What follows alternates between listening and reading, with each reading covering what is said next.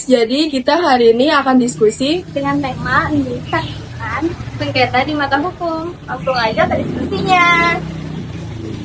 Assalamualaikum warahmatullahi wabarakatuh. Halo teman-teman, selamat datang di podcast kita hari ini. Sebelum itu, perkenalkan nama saya Siti Salsabila Gustiani Ansor dan rekan saya Marisya Anindita Anwar. Saya Riri Haridiah. Saya Emiratu Syakira.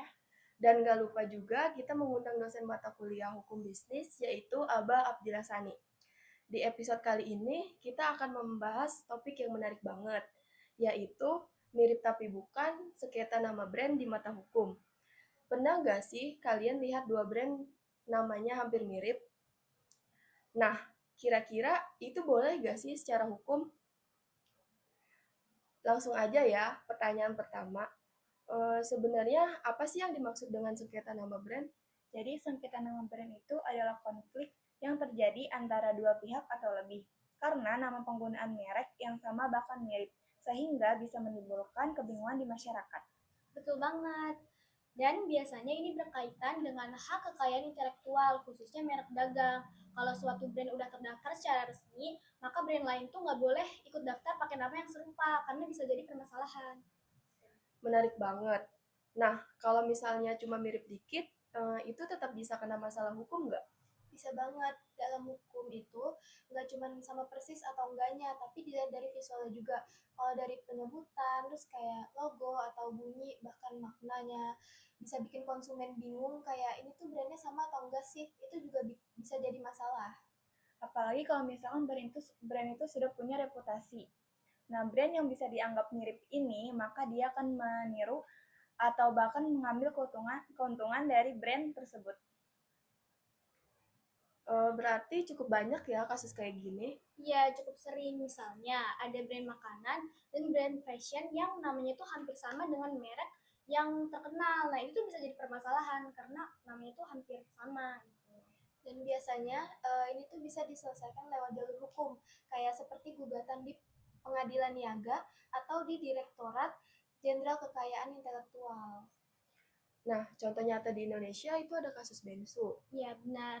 Jadi kasusnya itu tuh ngelibatin Ruben Onsu yang ternyata kalah karena ada brand lain yang udah daftar merek tersebut gitu. Ya, jadi kalau setahu aku ya awal mulanya tuh kayak sebenarnya yang duluan itu si namanya siapa teh Benny Sujono ya, Benny Sujono. Jadi dia tuh ngediriin namanya tuh Ayam Geprek Bensu. Nah, sebenarnya Ruben Onsu itu awalnya dijadiin brand ambassador sama si Benny Sujono ini. Dijadiin brand ambassador selama kontraknya udah habis. Setelah kontraknya udah habis nih, dia kayak udah dibayar lah ya, kontraknya udah habis. Terus gak lama kemudian ternyata si Ruben Onsu ini bikin nama brand yang sama, Geprek Bensu ya kayaknya ya. Nah, itu dia malah awal mulanya kayaknya si Rubennya ini yang ngelaporin ke hukum. Itu kalau kayak gitu kena denda nggak sih? Kayaknya kena denda deh. Soalnya kan emang melanggar hukum juga kan. Dia meniru brand yang dari awal sudah punya nama gitu. Ya, udah mendaftar juga. Jadi kan si Ruben kan ini ngelaporin, tetap Rubennya ini kalah sebenarnya sama Benny Sujono karena ya emang Benny Sujono duluan yang bikin dan udah ngedaftarin namanya. Jadi dia tuh menang karena dia udah ngedaftarin namanya duluan. Akhirnya Ruben tetap kalah. Terus beberapa tahun kemudian atau tahun berapa gitu aku lupa.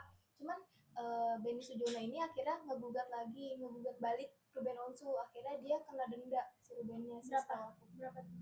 Berapa ya? 1 miliar atau banyak juga ya? Iya. Berarti cukup rumit ya kalau permasalahan kayak gini. Aku juga tahu sempet dulu viral permasalahan antara MS Glow dengan PS Glow. Kalian tahu nggak? Oh iya, aku sempet tahu deh kayaknya. Itu skincare ya? Iya, dan skincare.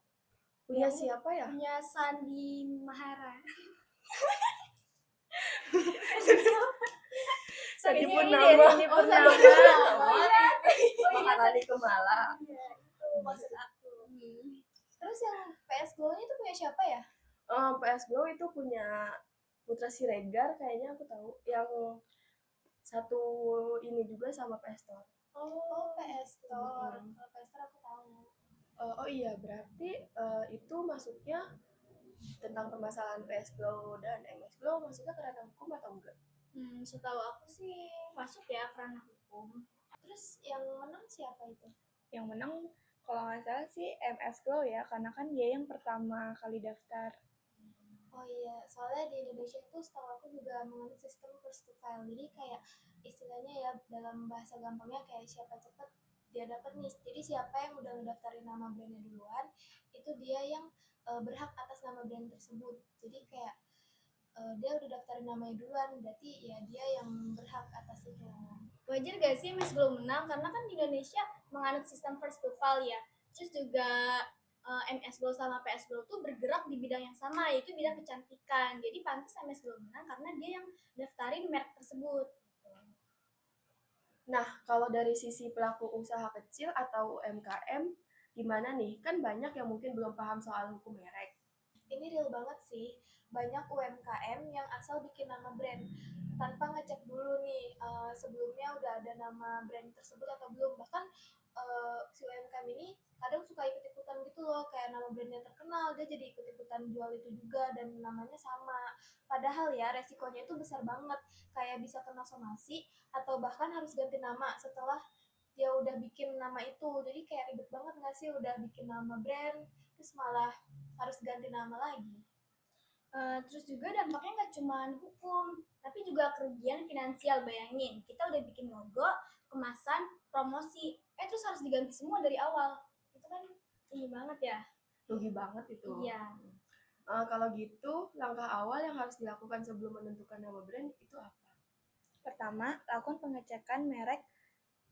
Sekarang sudah bisa dicek di online, di database resmi pemerintah. Kedua, itu pilih nama yang unik sama yang ciri khas. Jangan terlalu umum atau yang sering digunakan. Nanti yang ada malah kayak kasus MS Glow sama PS Glow lagi. Lalu mirip dengan brand lain. Iya, kan nggak boleh. Berarti selain itu kreativitas juga penting ya dalam penamaan brand. Penting banget. Jadi kayak kalau kreativitas kan berarti unik ya. Kalau misalnya nama brandnya itu unik, bisa semakin menggiurkan untuk para konsumen dan kayak bisa diingat juga sih. Kalau sudah terlanjur punya brand tapi belum didaftarkan, apa yang harus dilakukan? Segera daftarkan, jangan ditunda karena semakin lama menunggu, semakin besar resiko didahului pihak lain. Dan pastikan juga saat mendaftar, kelas mereknya sesuai dengan jenis usahanya. Kayak misal dia makanan, ya daftarnya di makanan gitu. Terus karena perlindungan merek itu berdasarkan kelasnya. Nah, ini menarik banget. Soal kelas merek bisa dijelasin. Nah, jadi dalam pendaftaran merek itu ada klasifikasi berdasarkan jenis barang atau jasa, misalnya makanan, pakaian, dan lain-lain. Itu semua punya kelas masing-masing. Makanya penting banget menentukan kelas yang tepat. Kalau salah kelas, perlindungan bisa nggak maksimal. Kalau misalnya terjadi sengketa, selain ke pengadilan, ada cara lain nggak buat menyelesaikannya? Ada bisa lewat mediasi atau negosiasi, jadi nggak harus langsung ke jalur hukum gitu. Biasanya kalau dengan cara itu bakal lebih cepat lebih cepat dan biayanya itu lebih ringan dibanding di pengadilan. Berarti masih bisa diselesaikan secara damai ya? Ya, selama kedua belah pihak itu masih mau bekerja sama, jadi itu masih bisa diselesaikan. Oke, aku sekarang mau tanya pendapat pribadi nih. Menurut kalian, kenapa sih masih banyak kasus sengketa nama brand di Indonesia?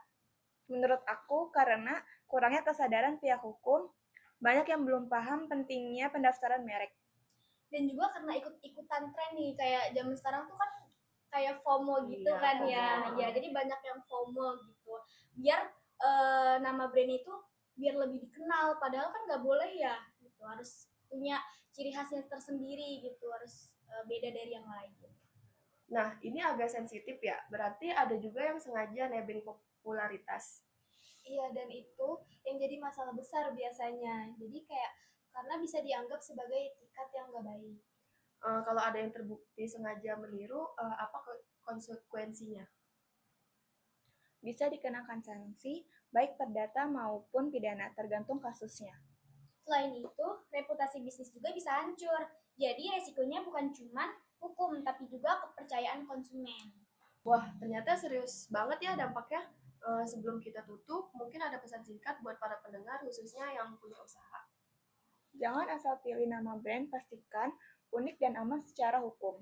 Dan jangan lupa daftar merek dari awal, jangan nunggu sukses dulu. Anggap pendaftaran merek sebagai investasi, bukan beban. Wah, keren banget insight-nya hari ini. Jadi makin paham ya, kalau urusan brand itu nggak cuma soal nama, tapi juga soal hukum dan perlindungan bisnis.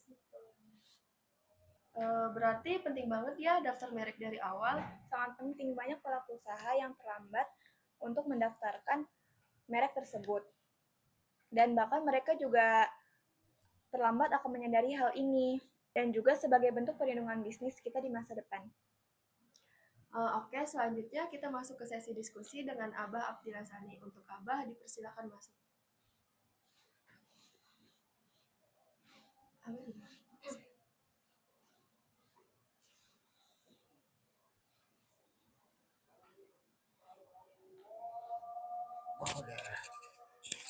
Jam subuh.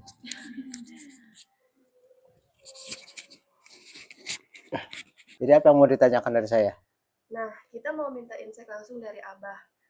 Abah, kalau dilihat dari kasus-kasus yang sering terjadi, sebenarnya kesalahan paling umum dari pelaku usaha itu apa sih sampai bisa kena sengketa nama brand? Terus juga kadang kan ada yang bilang ini cuma terinspirasi, bukan niru. Nah, kalau dari sisi hukum sendiri, batas antara terinspirasi dan meniru itu gimana? Oke, baik. Pertanyaan yang bagus. Kenapa bisa muncul kasus seperti ini? Sebenarnya banyak motivasi, banyak sebab bisa terjadi. Yang paling utama di dalam bisnis itu kan orang mencari keuntungan, ya kan. Tetapi untuk bisa menjadi bisnis yang sukses itu kan tentunya perlu nama, brand. Pembangunan nama brand itu tentu proses yang nggak sebentar, ya kan. Butuh waktu, butuh uang, butuh usaha yang maksimal.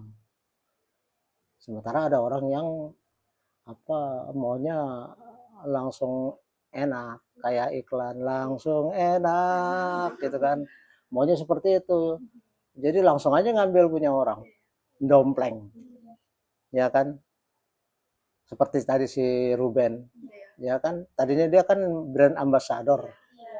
Dia lihat yang dia wakili sebagai duta besar merek itu ternyata sukses. Dia nggak cukup pede dengan nama dia sendiri. Kenapa? Yang satu kan udah pakai nama Onsu ya? Iya, Bensu. Bensu. Bensu itu kan sebenarnya Ruben Onsu ya? Iya. Ya kenapa tadinya setuju pakai nama dia? Ya kan? Iya. Yang pertama itu kan sebenarnya udah pakai Bensu, berarti kan nama dia Ruben Onsu. Dia ngelihat ini sukses, baru dia kepikir, oh ini pakai nama gue sukses. Iya. Tell me berarti dia, ya kan? Iya. Telat mikir, dia lihat itu sukses baru deh. Nah, tapi telat kan, terlanjur sudah didaftarkan. Nah, jadi ada kesengajaan dan ada ketidaksengajaan. Si Ruben itu baru sadar bahwa nama dia ternyata bisa jadi merek dagang. Maka dia pikir, kan saya yang punya nama, ya kan? Boleh dong saya pakai. Nah, tapi dia lupa bahwa walaupun itu nama dia, tapi udah dipakai duluan sama orang lain, sudah didaftar. Otomatis meskipun itu nama dia, tetap dia kalah. Itu faktor pertama. Ada juga faktor yang memang seperti tadi, mau cari gampangnya aja. Misalnya katakanlah merek Aqua, ya kan, udah terkenal, udah bisa memiliki pangsa pasar yang besar lah. Ada pengusaha baru nggak mau pusing, udah aja tambahin aja Sanqua kan gitu, ya kan. Atau tambahin apa lagi, Aquaria, ya kan, tambahin Ria, makanya macam-macam kan. Sebenarnya Aqua sendiri kan memang namanya jenis ya, air. Tapi kalau waktu itu udah daftar berarti kan udah ini dia, ya kan. Misalnya merek sepatu Adidas kan terkenal tuh, Ada yang dompleng jadi pakai X aja depannya, Sadidas kan gitu kan, jadi Sadidas. Ada lagi yang nggak mau ketinggalan, pakai lagi H, bukan X tuh, Hamidas, cewek itu berarti itu berarti emaknya tuh ya. Sadidas, Adidas bapaknya, Sadidas anaknya, Hamidas emaknya, cewek berarti Hamidah. Nah, sebanyak seperti itu. Jadi orang-orang yang memang mendompleng kepopuleran orang lain dalam rangka mencari keuntungan juga. Tapi dia nggak mau modal, dia mau enak tapi ogah kerja. Padahal kan dalam hidup ini no lunch free. Tidak ada makan siang gratis. Kamu mau dapat nilai A kan harus ikut apa yang ditentukan oleh dosen. Entah apa tugasnya. Nah gitu kan. Sepanjang tugas itu memang berkaitan dengan apa mata kuliah. Saya merasa bahwa mata kuliah 14 kali pertemuan ya dipotong absen dan sebagainya paling setengah jam atau 3/4 jam. Itu hanya cukup untuk bicara teori saja. Nggak bisa mengangkat kasus. Sementara Anda sebagai mahasiswa itu harus tahu teori, harus juga tahu dalam implementasi di lapangan dalam masyarakat seperti apa. Kayak gini hukum bisnis, bicara tentang hak kekayaan intelektual. Saya di kelas barangkali hanya akan bicara pedoman-pedomannya, garis besarnya, dan pengertiannya. Kasus-kasusnya ya berarti kita harus cari sendiri. Harus cari dalam bentuk diskusi seperti ini. Ya kan, ini bicara tentang hak haki dari kasusnya si Ruben Onsu. Yang tadi juga kurang lebih sama, tapi dia bicara tentang merek-merek yang lain. Ya, terus kemudian ada juga bicara tentang relationship antara marketplace, konsumen, seller dan kurir. Itu kan semua kasus bisnis tuh, kasus hukum bisnis.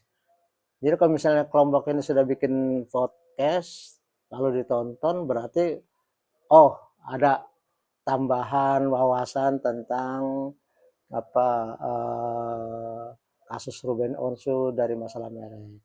Kamu nonton lagi yang teman kamu nonton teman lagi. Ini kelas 2D.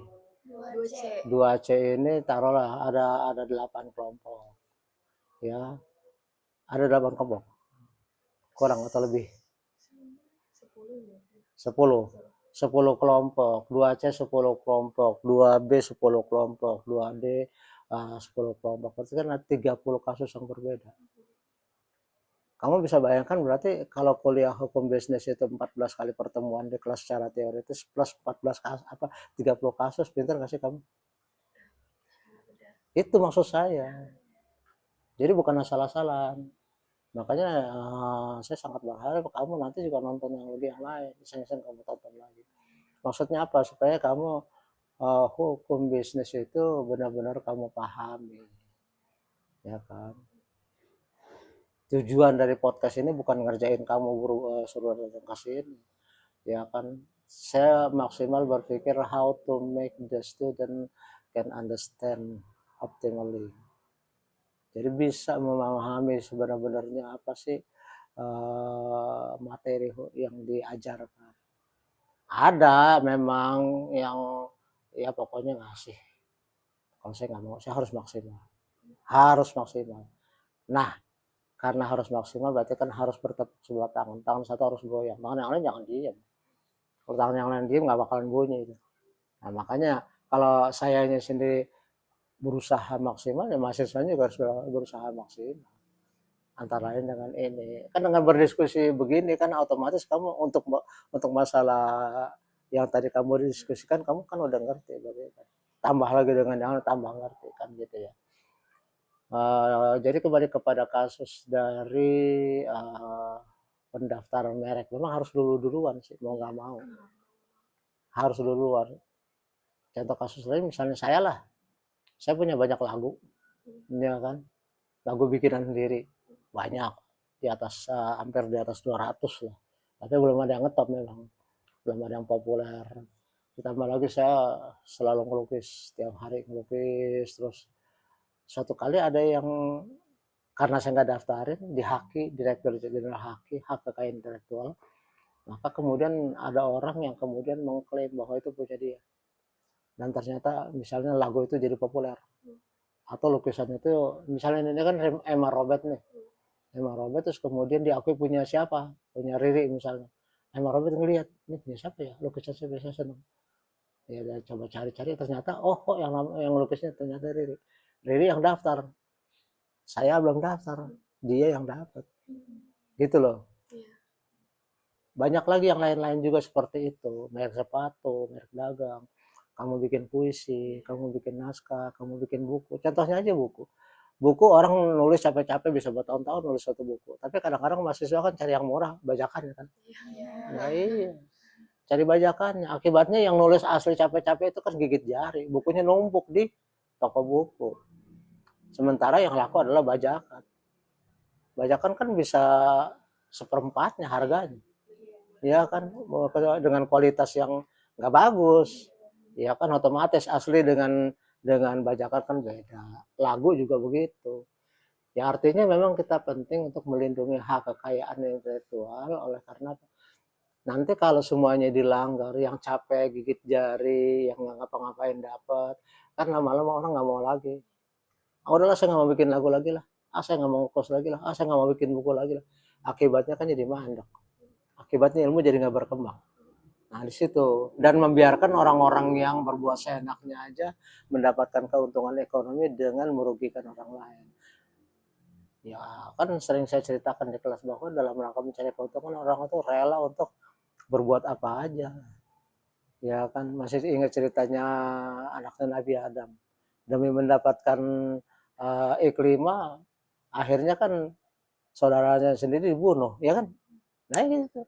Jadi kayak sekarang nih perang nih dalam rangka memperebutkan minyak kan bisa tiba-tiba aja Amerika bisa menyerang Iran. Amerika bisa menyerang Venezuela.